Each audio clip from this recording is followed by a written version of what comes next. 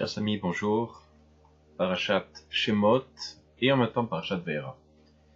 Il y a un point commun entre les deux que j'aimerais parler puisque c'est quelque chose de, je pense, de très important et on en a déjà plus ou moins parlé dans les parachutes d'avant. La notion de simra, de joie chez les enfants, de joie dans la famille. Dans la Parashat Shemot, on raconte à propos de ces deux femmes qui ont réussi avec Messir Nefesh, avec don de soi, de sauver les Béné Israël. Elles s'appelaient Myriam et Yochevet, et leur surnom, on leur a donné Poua et Shifra. Alors, Shifra parce que Meshaperet Tiel Adea. Elle, cette femme-là, Yochevet, elle arrivait à faire que la tête de l'enfant soit bien ronde, soit bien formée.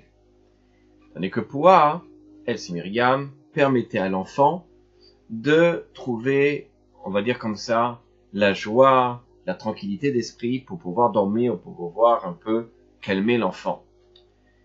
Ce qui est assez étonnant, c'est que on ait donné des surnoms Shifra ou Poua. Vous imaginez, vous avez donné à vos filles Shifra Poua, des surnoms comme ça parce qu'elles ont fait des actes, effectivement, des actes importants, mais c'était quand même, c'était des prophétesses.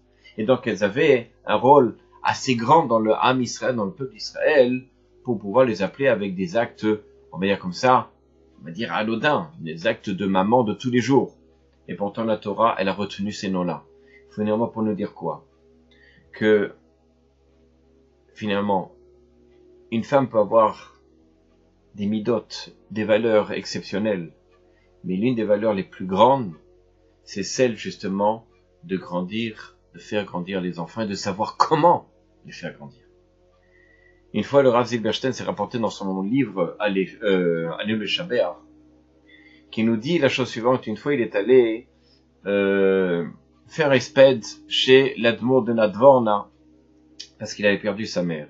Et l'Admour de Nadvorna lui a dit quelque chose, un petit ridouche. Il lui a dit, vous savez, c'est écrit comme ça, hein, Shema Beni Moussar Avicha. Écoute mon fils, Moussar Avicha.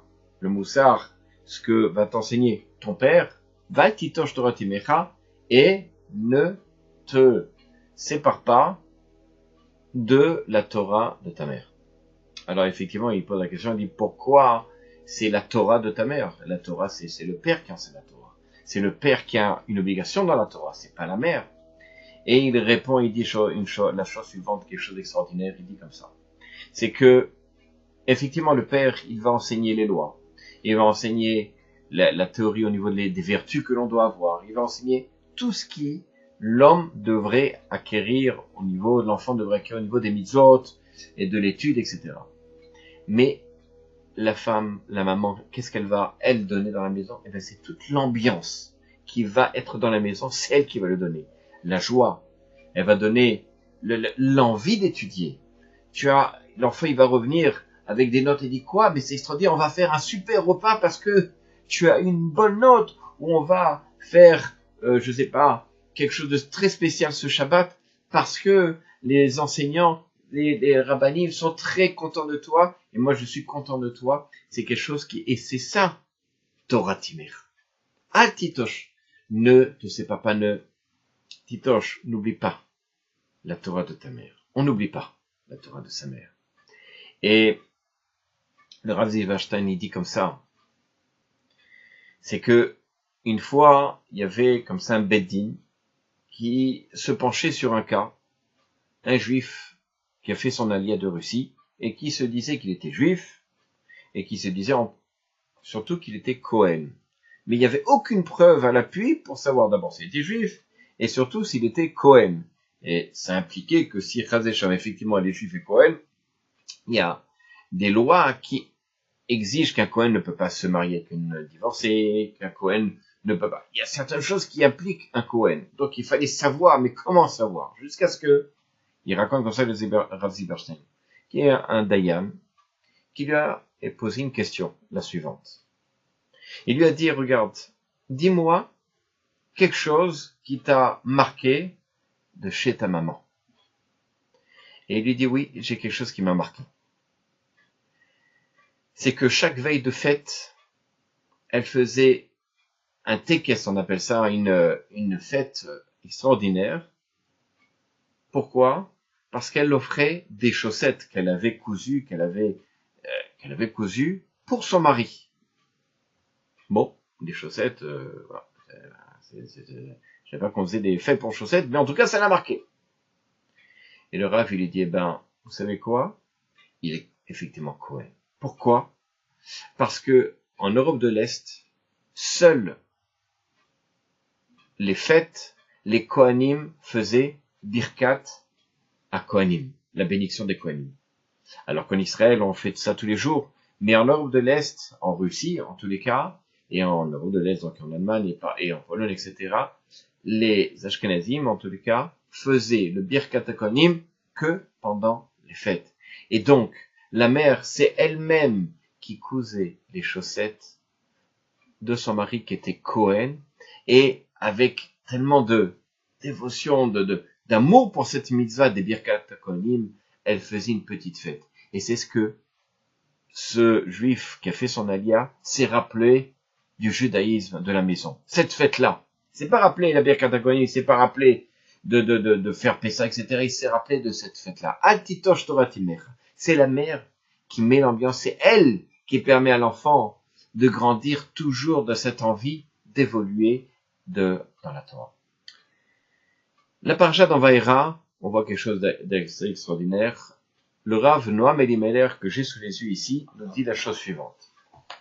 Dans le texte, il est écrit comme ça, Kedaver alechem paro, et Dieu donc, il va vous parler, paro, les morts, tenu lachem mofet. Juste avant le passage qui nous dit la chose suivante, pardon. Vaïdaber Moshe el Hashem. Moshe, il a parlé devant Hachem. Les morts, en disant, Hen ben Israël, voici les ben Israël, lo shamu elai, ils ne m'ont pas écouté. Ver ishma'eni paro, comment moi je vais me faire écouter auprès de Paro. Le Rav Noam Elimelech, il dit la chose suivante, quelque chose d'assez beau.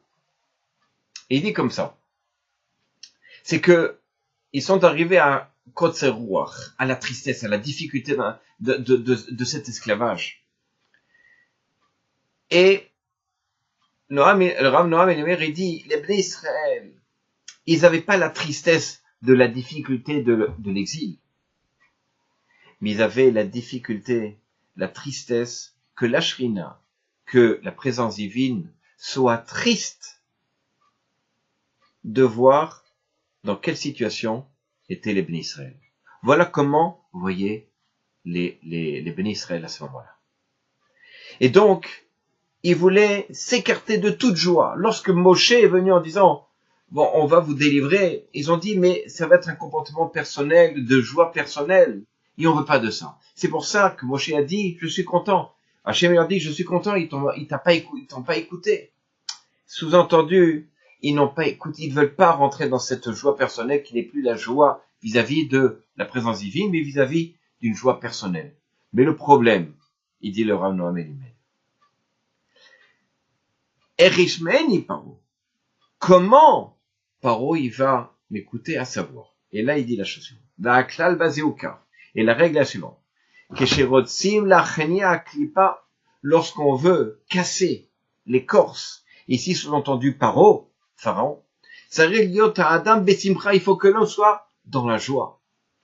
Kisheu sa mère, car lorsqu'il est joyeux, En shum azut vetuga. Il n'y a aucune tristesse, aucune, on va dire comme ça, d'ambiance morose, on va dire, que chez Zekam Zénophel. Lorsque celui-ci, il monte, l'autre il descend. Lorsque la joie elle est là, bien entendu, la tristesse disparaît.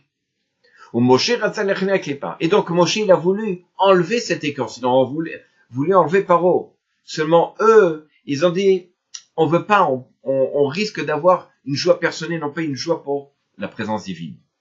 C'est très bien, c'est une très bonne vertu. Mais le problème, c'est Erishmeni Paro, et ça il se dit, Klomar, Zetov chez les Shonul. C'est bien qu'ils ne m'ont pas écouté. C'est pour montrer comme quoi ils sont intègres lorsqu'ils veulent faire une mitzvah. Mais le problème, Erishmani Paro, et il dit le Rav Noam Elimer, Rotze Lomar Shaklipa Lochna Basé, c'est que cette écorce-là, malheureusement, elle n'a pas été cassée, parce qu'ils n'ont pas travaillé sur la simcha. Et donc, le Rav Noam Elimer, il dit, justement, pour pouvoir dépasser cette force qu'avait Paro, il fallait que l'homme Israël soit en dispensation de joie, de simcha. Et je pense que c'est une des choses essentielles. Lorsque l'on veut que nos enfants puissent grandir dans la Torah, qu'ils puissent se développer de façon équilibrée, il faut donner sans arrêt dans la maison une ambiance de joie, une ambiance de simcha, de tranquillité d'esprit. Chaque chose qui peut engendrer, on va dire comme ça, une tension, mettez de la musique. Dansez, faites les fous, c'est pas grave. Mais montrez une sensation agréable dans la maison. Je finirai par cette histoire-là extraordinaire. Il y avait une femme qui malheureusement a perdu son mari, une veuve qui restait avec quatre enfants. Et cette veuve-là se demandait, peut-être que mon mari aurait pu vivre plus longtemps, si je n'avais pas fait un peu plus d'efforts pour lui, si je m'étais pas peut-être plus occupé. Et malheureusement, cette femme-là n'arrivait pas à dormir les nuits. À la fin, elle a dit, je vais aller voir un des grands de la génération, c'est des Rav Shlomo Zalman, Ori Bar Zatzal, pour avoir, on va dire comme ça, une idée, savoir comment faire pour surpercer, peut-être prendre sur elle quelque chose qui puisse être bien pour la neshama de son mari. Et elle raconte donc au Rav ce qu'elle a sur le cœur. Le Rav lui dit la chose suivante, écoutez bien. Et il dit, écoutez, j'entends votre douleur. Si vous acceptez ce que je vais vous dire, 3 points, si vous les acceptez, alors vous, non seulement, vous ferez nachadrouar à Kadosh Baruch Hu, il sera heureux, il sera bien de ce que vous allez prendre, mais vous allez aussi, évidemment, donner du bonheur à votre mari. Vous êtes prêts à prendre ces 3 choses-là? La femme a dit, évidemment. Elle était prête à prendre n'importe quelle exigence dans la halakha pour pouvoir se pardonner entre guillemets à elle-même et en tout cas rendre heureux la neshama de son mari. Le Rav lui dit, première chose, lorsque vous allez sortir d'ici,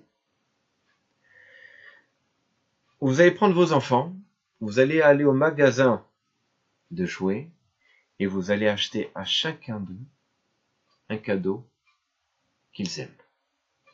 Première mitzvah. Deuxième mitzvah.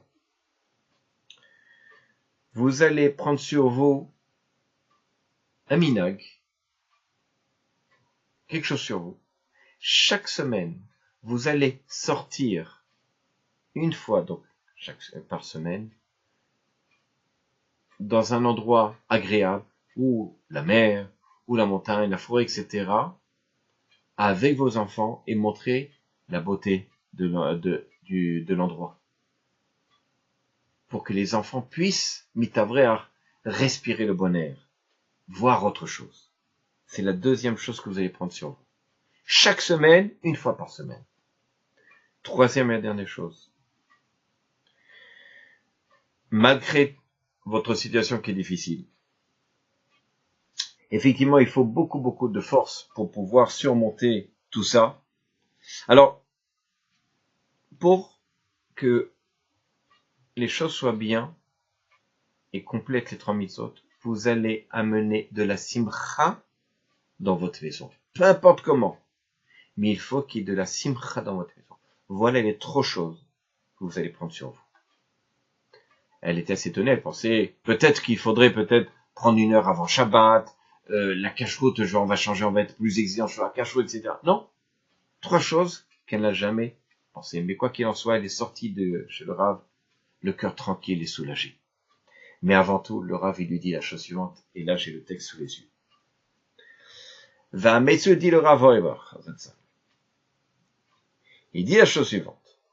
Va Metsu Mocher, et la réalité prouve que lorsque les enfants sont joyeux et tranquilles et sereins, alors ils étudient mieux, avec plus d'envie et de façon plus correcte. Kesheifat horim morem, comme ce qu'aimeraient les parents et les enseignants. Et ils réussissent beaucoup mieux. Et c'est pourquoi, si vous faites attention d'accomplir finalement ces trois choses-là, vous allez voir vos enfants grandir avec émouna, avec foi, dans les mitzvot d'Akadosh Baruch Hu, et finalement de devenir Bezrat Hashem de grands Talmidei Chachamim, et de cela, de faire Nachadrou à Akadosh Baruch Hu, de faire du bien à Akadosh Baruch Hu, et bien entendu, à la Neshama de votre mari. N'oubliez pas, soyez heureux, mettez la musique, à bientôt.